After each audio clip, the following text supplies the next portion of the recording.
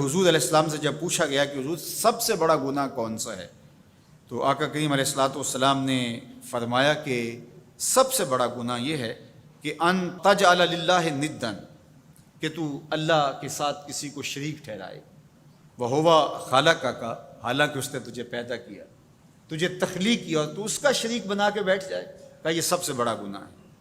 تو راوی نے عرض کی کل تو ثم ایو، حضور پھر اس کے بعد؟ تو آقا کریم نے فرمایا ثم ان تقتل ولدک خشیۃ ان یطعم معک، تو بچے کو اس لیے قتل کر دے کہ یہ کس طرح میں اس کو پال سکوں گا، بچے کو ضائع کر دینا، اس کو قتل کر دینا۔ اللہ فرماتا ہے نحن نرزقکم وایاہم، ہم تمہیں بھی رزق دیتے ہیں، ان کو بھی دیں گے۔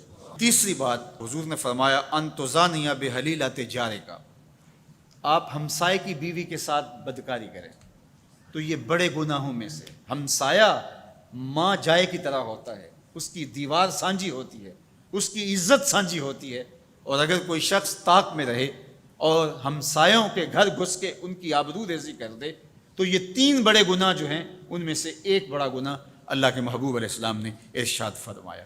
حضرت عبداللہ ابن مسعود رضی اللہ تعالی عنہ سے یہ روایت مروی ہے کہ لا احد اغیر من اللہ عز وجل، اللہ سے زیادہ کوئی غیرت مند نہیں ہے، اللہ سب سے زیادہ غیرت مند ہے، اور اس کی غیرت کا تقاضا یہ ہے وَلِذَالِكَ حَرَّمَ الْفَوَاحِشَ مَا ظَهَرَ مِنْهَا وَمَا بَطَنَ، کہ اس نے بے حیائی کو چاہے وہ پوشیدہ طور پہ کی جائے یا اعلانیہ طور پہ کی جائے، اس کو پسند نہیں کیا، اور اس سے اس نے منع کر دیا، اور لوگوں کو روک دیا، حرام قرار دے دیا، اس لیے کہ وہ خود غیرت مند ہے۔ غیرت مند مالک غیرت کا سبق دیتا ہے اپنی مخلوق کو۔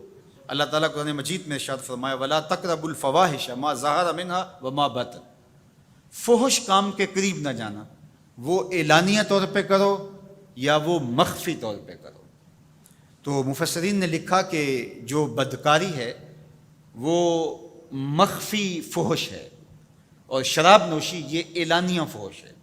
شراب نوش جو ہے وہ چھپ نہیں سکتا، بدکار بعض اوقات ایک مدت کے لیے چھپ جاتا ہے، لیکن یہ بات ذہن میں رکھیے کہ جو بدکار ہے وہ دنیا کے اوپر رسوا ضرور ہوتا ہے، اس کے چہرے کا نور چھین لیا جاتا ہے، اور اس کے اوپر مصیبتیں مسلط کر دی جاتی ہیں، اور اللہ کے قہر و غضب کا شکار ہوتا ہے، اس کی دعائیں قبول نہیں ہوتی، نیک لوگوں کی دعاؤں سے اس کا حصہ نکال لیا جاتا ہے، لیکن بہرحال ایک مدت کے لیے چھپ جاتا ہے۔ لیکن شرابی اپنے جرم کو نہیں چھپا پاتا، تو کہا کہ جو مخفی جرم ہے وہ بدکاری ہے، اور جو ارشاد فرمایا قرآن نے کہ جو ظاہر جرم ہے اس سے مراد جو ہے وہ الخمر ہے، شراب ہے، اور ہر نشہ دینے والی چیز سے حرام کی حرمت آئی، کل مسکر خمر وکل خمر حرام، فرمایا ہر نشہ آور چیز شراب ہے، اور ہر شراب حرام قرار دے دی گئی ہے۔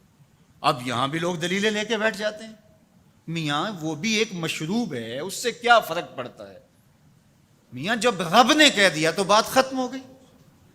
ایک یہودی کے پاس ایک مسلمان مہمان ٹھہرا، تو اس نے انگور پیش کیے، تو اس نے بڑے شوق سے لیے، تو تھوڑی دیر کے بعد وہ شراب لے آیا۔ اس نے کہا استغفر اللہ، میں مسلمان ہوں، میں شراب نہیں لیتا۔ تو اس نے ہنس کے کہا یہ جو انگور آپ نے کھائے ہیں شراب اسی سے کشید ہوتی ہے۔ تو اس مسلمان نے کہا کہ آپ کی اہلیہ کدھر ہے؟ تو وہ اپنی اہلیہ کو بلا لایا، تو کہا آپ کی کوئی اولاد بھی ہے؟ کہا ہاں میری بیٹی ہے، اس کو بھی بلا لاؤ۔ تو اس کو بھی بلا لایا۔ جب دونوں آ کھڑی ہوئی تو کہا کہ یہ حلال ہے تیرے لیے، اور یہ بیٹی اسی کی ہے، اور یہ حلال نہیں ہے۔ تو جب اس یہودی نے یہ بات سنی فقال اشہد ان لا الہ الا اللہ وحدہ لا شریک لہ واشہد ان محمدا عبدہ ورسولہ۔ کہا اتنی خوبصورت دلیل، اتنی خوبصورت دلیل۔ کہا انگور سے شراب نکلی ہے تو شراب حرام کیوں، انگور حلال کیوں؟ تو کہا مجھے یہ بتاؤ کہ تمہاری بیوی تمہارے لیے حلال ہے، تمہاری بیٹی تمہارے لیے حرام کیوں؟ کہا بات سمجھ میں آ گئی۔ تو میرے رب نے، بعض کا تو اس کی حکمتیں ہمارے علم میں نہیں ہوتی، اور حکمت نہ جاننے کی وجہ سے ہم کہتے ہیں کہ یار یہ بات سمجھ میں نہیں آتی۔ یہی تو ہمیں بتایا گیا کہ جو سمجھ میں آئے اس کو بھی ماننا ہے، جو نہیں سمجھ میں آئے اس کو بھی ماننا ہے۔ ہم جنت کو مانتے ہیں نا، دیکھا ہے، یا رب کو مانتے ہیں، دیکھا ہے، وہ سمجھ میں آتا ہے، تو دل میں تو آتا ہے، سمجھ میں نہیں آتا، میں جان گیا بس تیری پہچان یہی ہے۔